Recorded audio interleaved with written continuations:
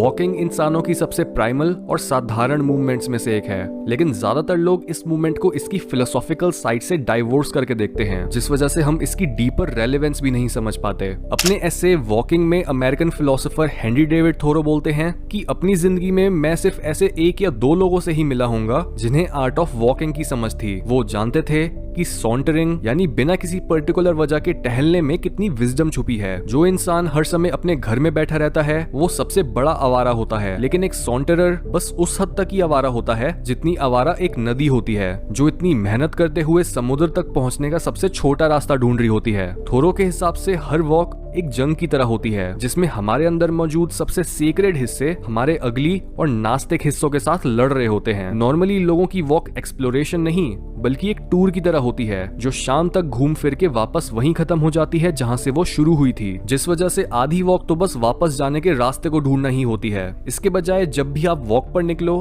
तब आपकी spirit adventure के जोश से भरी होनी चाहिए, जैसे आप कभी वापस ही नहीं आओगे और आप तैयार हो मरने के बाद अपने दिल को एक निशानी के तौर पर अपने उजड़े हुए राज्य में भेजने के लिए। अगर आप तैयार हो अपने माँ बाप, भाई बहन और बीवी बच्चों को पीछे छोड़ने के लिए और उनको दोबारा कभी नहीं देखने के लिए, अगर आपने अपने सारे उधार चुका लिए हैं, आपने अपनी वसीयत भी लिख दी है और अब आप एकदम आजाद हो, तो उसका मतलब अब आप वॉक करने के लिए रेडी हो। ये माइंडसेट होता है उन लोगों का जो एक्चुअल में नेचर में टहलने की अहमियत जानते हैं और अपनी वॉक्स के दौरान महान आइडियाज और अपने सबसे बड़े क्वेश्चंस के आंसर्स ढूंढ पाते हैं। इस तरह की वॉकिंग का एक्सरसाइज से दूर दूर तक कोई लेना देना नहीं होता। जिस तरह से एक बीमार इंसान अपने बताए हुए समय पर दवाई लेता है, वैसे ही लोग डंबल्स और बार्स को इधर से उधर हिला रहे होते हैं, जबकि वॉकिंग एक इंसान के दिन की हाईलाइट और एडवेंचर होता है। एक्सरसाइजिंग शरीर को सही रखती है और वॉकिंग आपकी स्पिरिट को। इसके साथ ही थोरो एडवाइस करते हैं एक कैमल की तरह वॉक करने के लिए, क्योंकि सिर्फ कैमल को ही एक ऐसा जानवर माना जाता है जो चलते हुए डीपली सोचता है। एक समय पर जब किसी इंसान ने महान पोएट विलियम वर्ड्सवर्थ की सर्वेंट से ये पूछा कि उनके मालिक की लाइब्रेरी कहाँ है, तो वो बोली कि उनकी लाइब्रेरी तो ये रही, लेकिन उनकी पढ़ाई बाहर होती है। इस तरह से धूप,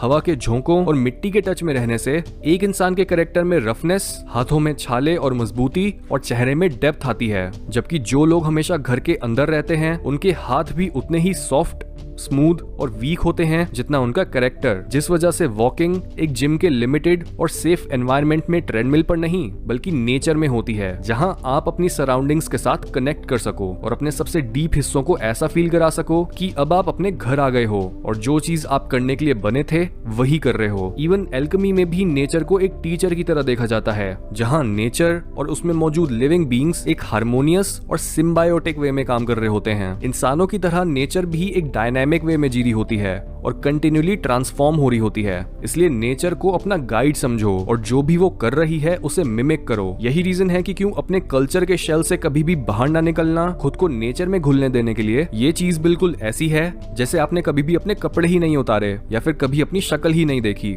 ये एक प्राइमल एक्सपीरियंस है जिसे मटेरियलिस्ट थिंकिंग ने रिजेक्ट कर दिया है और हमारे सोल में इस एक्सपीरियंस की बहुत इंटेंस लॉन्गिंग है। वॉकिंग की ही तरह अपनी हर नॉर्मल एक्टिविटी को इस तरह से देखने से हम उनका डायल बोरिंग और मंडेन से घुमाकर डिवाइन और मीनिंगफुल पर ले आते हैं। इस तरह के जीने के तरीके में एक हीरोइज्म, फ्रीडम और एडवेंचर है जो हमें हमारे सच के पास ले जाता है। और जैसा कि सूफी पोएट रूमी ने बोला था कि जैसे ही आप चलना शुरू करोगे वैसे ही आपको रास्ता दिखने लग जाएगा। इस रास्ते पर अपने दिमाग की मत सुनो जो डरता है और हिचकिचाता है, बल्कि अपने दिल की सुनो, वो आपको आपके घर तक पहुंचाएगा।